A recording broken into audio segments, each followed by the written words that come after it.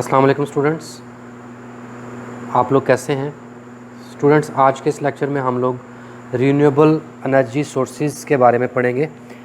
Previous lecture में हम लोगों ने नॉन रीन्यूएबल एनर्जी सोर्सेज की बात की थी, राइट? तो आप लोगों को इन दोनों का डिफरेंस तो पता ही है। Students, before we move on to our lecture, अगर आप लोगों ने अभी तक चैनल को सब्सक्राइब नहीं किया तो सब्सक्राइब कर लें, ताकि हर नई आने वाली वीडियो का नोटिफिकेशन आप लोगों को मिल जाए और आप लोगों का ये जो स्टडी का सीक्वेंस है इसमें कोई गैप वगैरह ना आए। तो स्टूडेंट्स, हम लोगों ने देखा था कि जो रीन्यूएबल एनर्जी सोर्सेज हैं वो क्या हैं, कि ऐसे तमाम सोर्सेज जो कि कभी भी ख़त्म नहीं होते, जो कभी भी जो हैं वो कम नहीं होते, लेकिन वो हमेशा जो है आपको अवेलेबल होते हैं। आप उनको जितना मर्ज़ी यूज़ करते रहें, वो आपको फिर भी उसी सीक्वेंस में, उसी क्वांटिटी में मिलते रहते हैं, राइट? तो students, on the other hand जो आपके नॉन रीन्यूएबल एनर्जी सोर्सेज थे, जिनमें कोल, ऑयल, गैस थे, वी नो कि ये चीज़ें जो हैं, ये सारे एनर्जी सोर्सेज जो हैं ये ख़त्म हो जाते हैं और काफ़ी अरसा ज़मीन के अंदर अंडर प्रेशर रहने के बाद ये चीज़ें बनती हैं। It takes million of years, ठीक है? तो ये आसान नहीं है। तो हम लोग हैं जो साइंटिस्ट हैं वो इस चीज़ पे फोकस कर रहे हैं कि किस तरह से हम लोग ऐसे एनर्जी सोर्सेज को डेवलप करें कि जो कभी भी रन आउट ना हो, जो कभी भी ख़त्म ना हो, राइट? तो स्टूडेंट्स, अभी हम अपने इस लेक्चर में देखेंगे कि रीन्यूएबल एनर्जी सोर्सेज कौन कौन से हैं। तो सबसे पहला जो एनर्जी सोर्स है which is renewable, that is energy from water.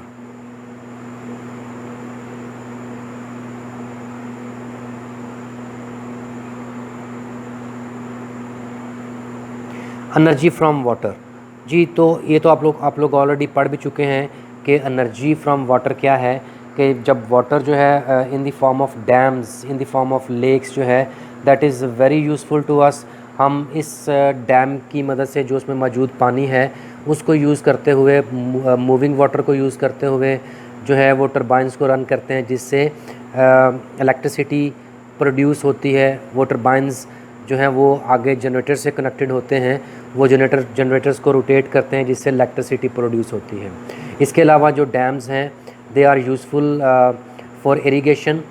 आपकी जो फसलें हैं उनको पानी देने के लिए डैम्स में जो स्टोर्ड वाटर है that is use for that, ठीक है? और one very important aspect of this energy which we get from water is very important, कि जो इन्वायरमेंट है इससे पोल्यूट नहीं होता, राइट? ये कोई बहुत ज़्यादा इन्वायरमेंट को डैमेज नहीं करते। इनके फ़ायदे ज़्यादा हैं और नुकसानात बहुत कम हैं। एंड वंस अगेन कि ये रीन्यूएबल है। वाटर जो है वो कभी भी कम नहीं होता। वाटर जो है वो हमें पता है कि ज़मीन पर जो तीसरा हिस्सा है ज़मीन का वो सारा का सारा पानी है, राइट? तो we can use this water to produce energy. जो इसके बाद सेकंड हमारे पास नॉन रीन्यूएबल एनर्जी सोर्स है, that is energy from the sun.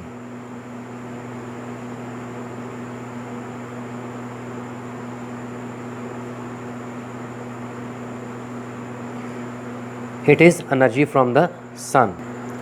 हमें पता है कि जो एनर्जी फ्रॉम सन हम लोग हासिल करते हैं that is called solar energy.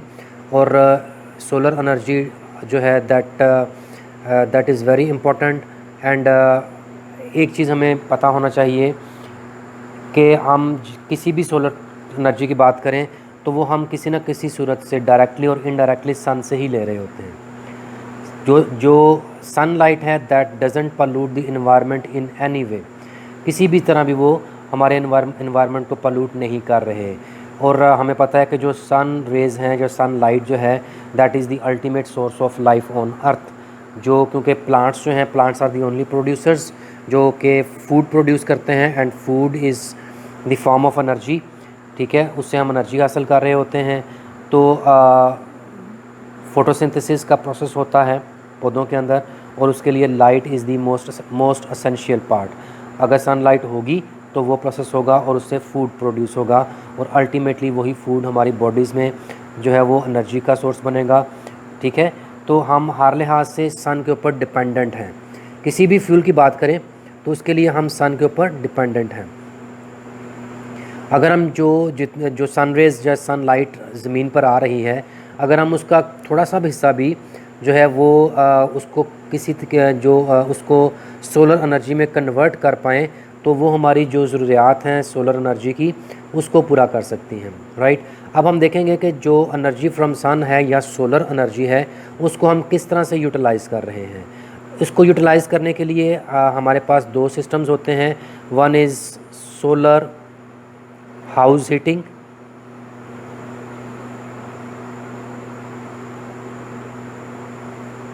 इसको हम देखेंगे, और दूसरा हम देखेंगे सोलर सेल्स, राइट, या जो सोलर पैनल्स या सोलर प्लेट्स होती हैं जिनके ज़रिए से हम electricity directly from the sunlight जो है वो हासिल करते हैं, हम उनको देखेंगे। ठीक है, तो ये दोनों जो हैं ये दोनों यूजेस हैं किसके, एनर्जी फ्रॉम द सन के। तो सबसे पहले हम देखते हैं कि सोलर हाउस हीटिंग क्या है।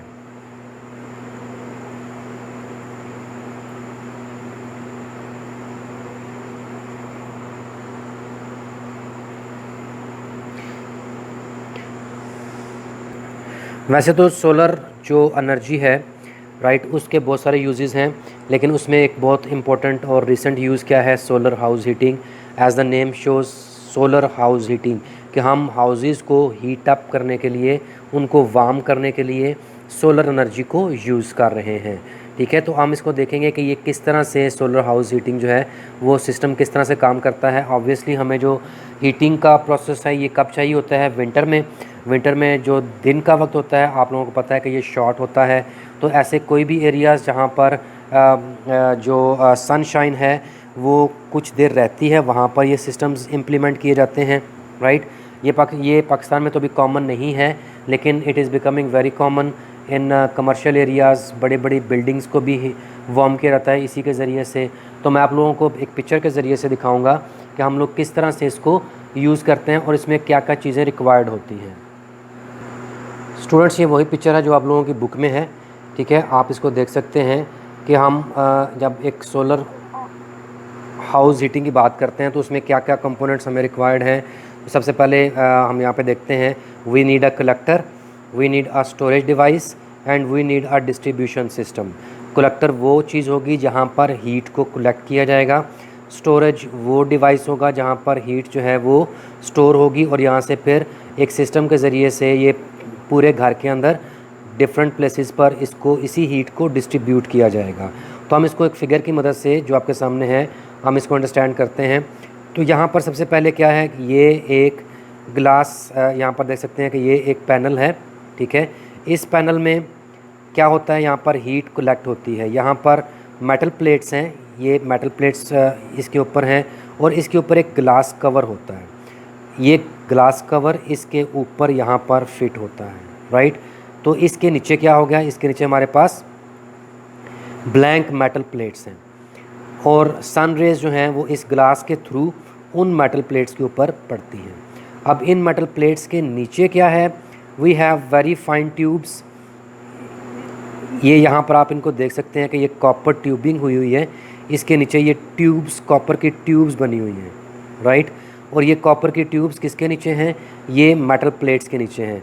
सन रेज़ इस ग्लास के थ्रू मेटल प्लेट्स को हीट अप करती है, ठीक है, और फिर इन टर्न वो हीटिंग जो है इन ट्यूब्स के अंदर मौजूद जो लिक्विड है उसको हीट अप करता है। ठीक है, इसके अंदर, इन ट्यूब्स के अंदर जो लिक्विड है वो हीट अप होगा, and we can see from here के वो जो लिक्विड है इस पाइप के थ्रू इस स्टोरेज डिवाइस, ये आपका स्टोरेज डिवाइस है, राइट। इस स्टोरेज डिवाइस में से ये पाइप यहाँ से इस तरह कॉइल बनाता हुआ वी कैन सी ये वापस यहाँ पर इसी में आ रहा है। मीन्स कि जो लिक्विड इसके अंदर हीट अप हो रहा है वो इस पाइप के थ्रू मूव करता हुआ इस स्टोरेज डिवाइस में से मूव करता है और वापस यहाँ पर इन प्लेट्स के नीचे ट्यूब्स में आ जाता है। ठीक है, अब होगा क्या कि जब ये हीटअप होगा लिक्विड इन ट्यूब्स के अंदर, तो वो लिक्विड जब यहाँ पर we can see over here कि यहाँ से कोल्ड वाटर इस स्टोरेज में इंसर्ट किया जा रहा है। इसके अंदर ये सारा कोल्ड वाटर है, और जब ये लिक्विड हीट अप होगा और इस स्टोरेज में आएगा तो यहाँ पर we can see over here कि ये जो रेड कलर शो हो रहा है इट मीन्स कि ये हीट अप है। तो ये इसके अंदर मौजूद पानी को हीट अप करेगा, ठीक है। और फिर ये जो लिक्विड मूव करता हुआ जब नीचे आएगा तो ऑब्वियसली यहाँ से इन ट्यूब्स में से जो हीट है वो इस पानी में ट्रांसफ़र हो चुकी है, ठीक है। अब यहाँ से ये पानी जो है we can see over here कि यहाँ से ये डिस्ट्रीब्यूट हो रहा है टूवर्ड्स दिस वाटर टैप। तो यहाँ से आप गर्म पानी ले सकते हैं, ठीक है। तो यहाँ से कोल्ड वाटर इंजेक्ट होता है और यहाँ ये ऊपर की जानिब मूव करता है और ये जो ट्यूब्स हैं जो लिक्विड है इन ट्यूब्स के अंदर वो हीटअप है और इस पानी को हीटअप करता है और यहाँ से यही हॉट वाटर जो है वाटर टैप में आता है। और जैसे ही ये जो लिक्विड इन ट्यूब्स के अंदर है ये ठंडा होता है, मूव करता रहता है, ठंडा होता होता नीचे आते ये वापस इन कॉपर ट्यूबिंग में जाता है, दोबारा हीटअप होता है। इस तरह से ये सर्कल जो है ये चलता रहता है और ये पानी जो इस स्टोरेज के अंदर है ये हीटअप होता है और आगे डिस्ट्रीब्यूट भी होता है। तो यही जो हॉट वाटर है ये वॉशिंग के लिए, कुकिंग के लिए और बिल्डिंग्स को हीटअप करने के लिए यूज़ होता है। जो सोलर एनर्जी है then it is also used in solar cookers में भी यूज़ होती है, सोलर डिस्टिलेशन प्लांट्स होते हैं राइट, वहाँ पे भी यूज़ होती है और सोलर पावर प्लांट्स में भी ये जो है ये सोलर सिस्टम्स यूज़ होते हैं। आई होप कि आप लोगों को ये सोलर हाउस हीटिंग किस तरह से काम करता है ये कॉन्सेप्ट समझ आ गया होगा। ऑलराइट, अब हम बात करते हैं कि हमारी जो सोलर एनर्जी है उसका और यूज़ क्या है। उसका और जो सेकंड यूज़ है that is solar cells. Solar cells जिनको हम फोटो सेल्स भी कहते हैं। क्या कहते हैं इनको? Photo cells. ये करते क्या हैं? These photo cells convert sun rays या सनलाइट डायरेक्टली इनटू इलेक्ट्रिसिटी और वही इलेक्ट्रिसिटी आगे हम फर्दर यूज़ करते हैं। ये फोटो सेल्स जो हैं they are made up of silicon,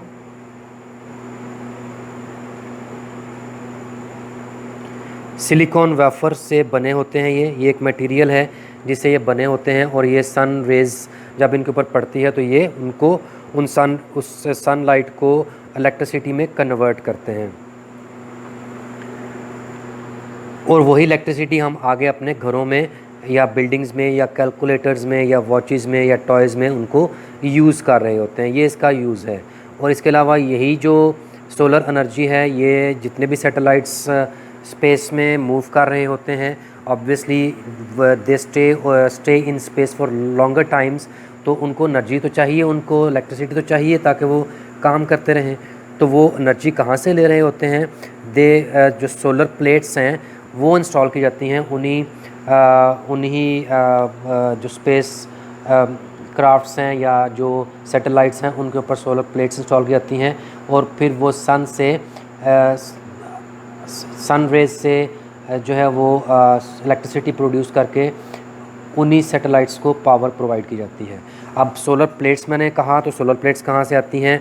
इन्हीं सोलर सेल्स को या फोटो सेल्स को कंबाइन करके इकट्ठा करके ठीक है सोलर प्लेट्स बनाई जाती हैं।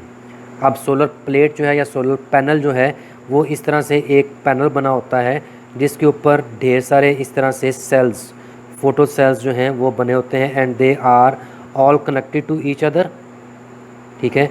वो सारे आपस में कनेक्ट हुए होते हैं और उन सब से जो इलेक्ट्रिसिटी है वो एक वायर के ज़रिए से आगे प्रोवाइड की जा रही होती है। तो ये इलेक्ट्रिसिटी प्रोड्यूस करने का एक चीप वे है और साइंटिस्ट जो हैं वो कोशिश कर रहे हैं कि एक एफिशिएंट और inexpensive method solar energy produce करने का डेवलप किया जाए जो कि लिमिटलेस हो, जिससे एनर्जी जो है वो कॉन्स्टेंटली मिलती रहे।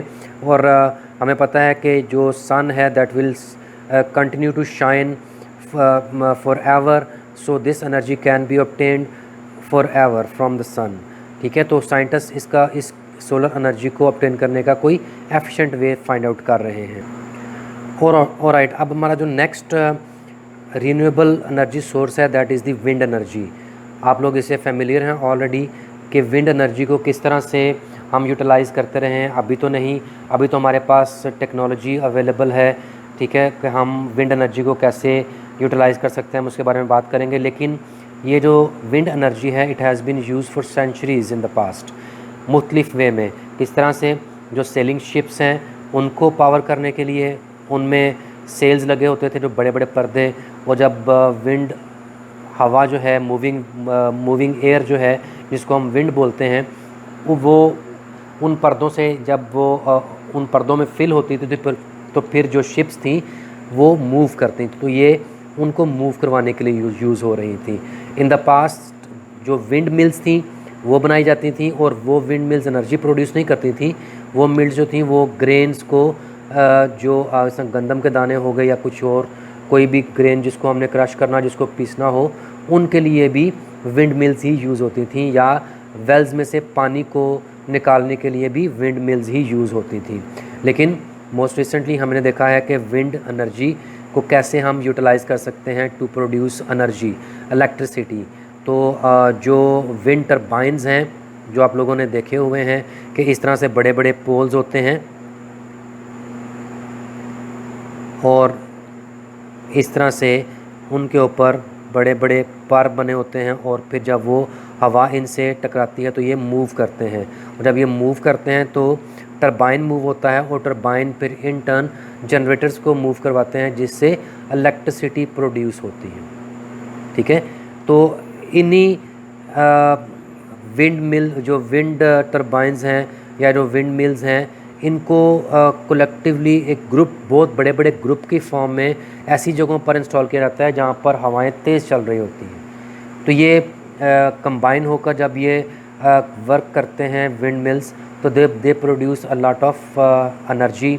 तो हम देख सकते हैं कि जो यूनाइटेड स्टेट्स हैं उसमें जो विंड फार्म्स हैं, they produce up to 1300 megawatt of electricity a day.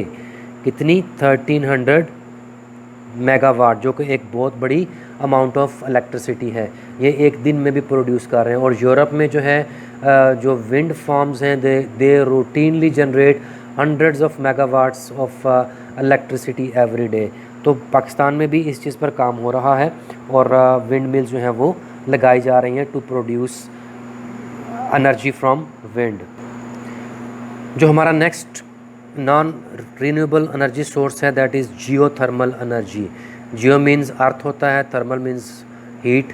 तो ये ज़मीन से हासिल होने वाली हीट एनर्जी है जिसको हम यूज़ करेंगे। ठीक है, तो जियोथर्मल एनर्जी किस लिए यूज़ होती है? We can also understand it from a picture. इसको हम बाद में देखते हैं कि पिक्चर किस तरह से इसकी यूज़ होगी। ठीक है, तो लेकिन बेसिकली ये है क्या, आप लोगों ने देखा होगा नेशनल ज्योग्राफिक चैनल में भी कुछ वीडियोस में आप लोगों को ये मिल जाएगा कि, या आप लोग इसको नेट पे भी सर्च कर सकते हैं कि जो रिमोट एरियाज़ हैं दुनिया में कई मकामात पर जो है वो पानी आपको, जो normal water on the earth है, कोई लेक है या कोई छोटे छोटे पूल्स बने हुए हैं, तो वो पानी वहाँ पर जो है वो उबल रहा होता है और उसमें से स्टीम निकल रही होती है। These are called hot geysers या हॉट स्प्रिंग्स। वो पानी गर्म हुआ होता है। वो पानी कैसे गर्म हो रहा है इसको हम देखेंगे। ठीक है, कि ये हमें पता है कि जो ज़मीन है, जो अर्थ है, ठीक है, इसकी एक जगह पर very deep down into the earth, यहाँ पर मोल्टन लावा होता है जिसको हम मैग्मा बोलते हैं। ठीक है, ये वी से कि ये क्या है, ये मैग्मा है, विच इज़ द मोल्टन अर्थ। ठीक है, और अब होता क्या है कि पानी की जो जो सरफेस है, जो सरफेस के ऊपर पानी है, ये क्या होता है, ये हीटअप होता है। किस तरह से? बेसिकली होता क्या है कि ये जो वाटर आपको सरफेस पर है, ज़मीन की सरफेस के ऊपर जो वाटर है, जो वाटर बॉडी है, कोई भी लेक हो सकती है, कोई भी पूल हो सकता है, इस मैग्मा के ऊपर रॉक्स हैं। ठीक है, दीज आर रॉक्स। ऑब्वियसली ये बिल्कुल मैग्मा के ऊपर हैं, राइट। तो magma over here there is thousands of degrees of temperature, ये बिल्कुल मेल्ट हुआ होता है और आग की तरह से होता है जिसको हम लावा बोलते हैं।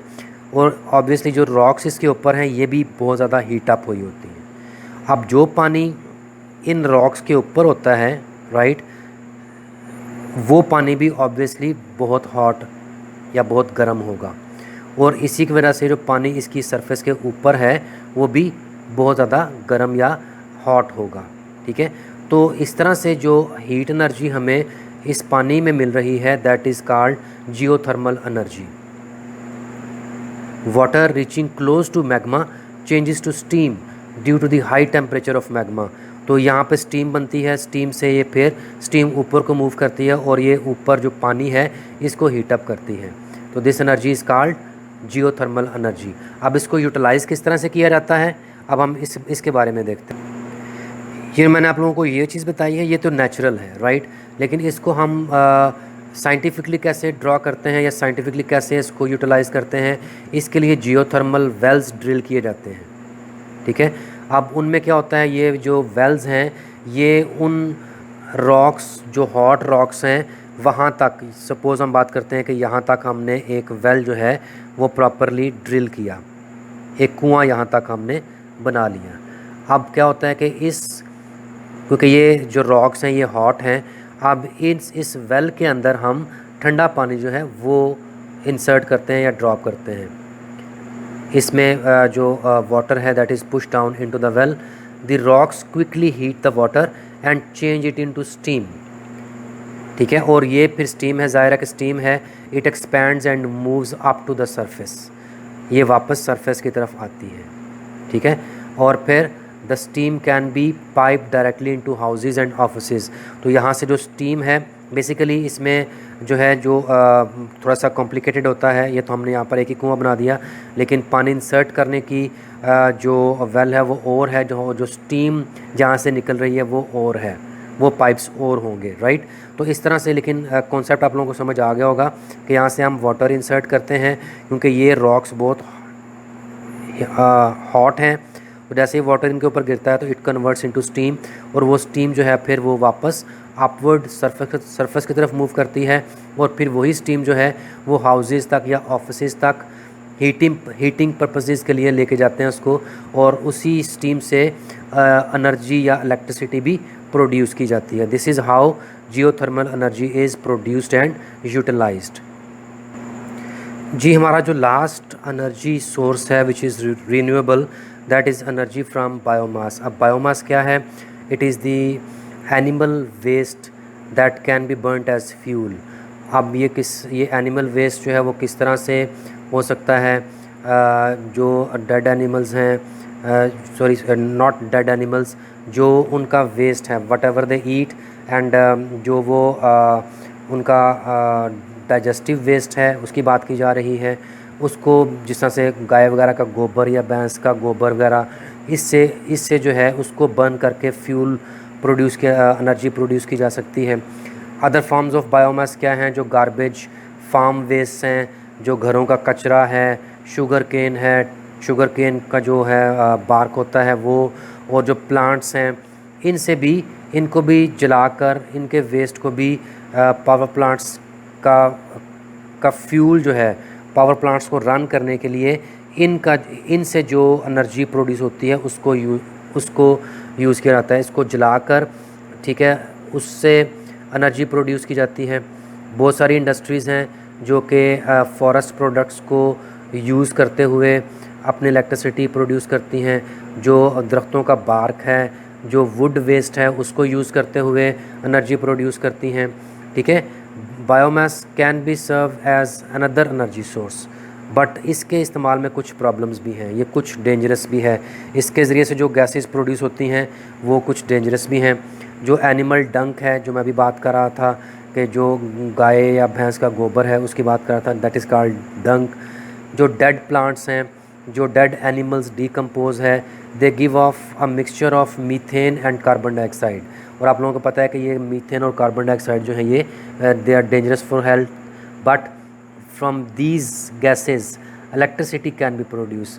जो मीथेन गैस है वो बर्न होती है, और बर्न होने से जो इलेक्ट्रिसिटी है उसकी बर्निंग से इलेक्ट्रिसिटी प्रोड्यूस की जाती है, राइट। तो स्टूडेंट्स, आई होप कि आप लोगों को समझ आ गया होगा कि ये बायोमास क्या है। ये जो जितने भी वेस्ट प्रोडक्ट्स हैं, जितने भी वेस्ट एनिमल वेस्ट हैं, ठीक है, और जितने भी प्लांट्स के वेस्ट हैं, प्लांट्स की जो बार्क है, ठीक है, इनको यूज़ करके इलेक्ट्रिसिटी या एनर्जी प्रोड्यूस की जाती है। तो स्टूडेंट्स आई होप कि आप लोगों को ये जो लेक्चर है सारा समझ आ गया होगा। बट स्टूडेंट्स अगर आप लोग इसके साथ साथ इसकी रीडिंग भी करेंगे बुक से तो you will have a better understanding for it. अगर आप लोगों को कोई क्वेश्चन है तो you can ask me in comment section.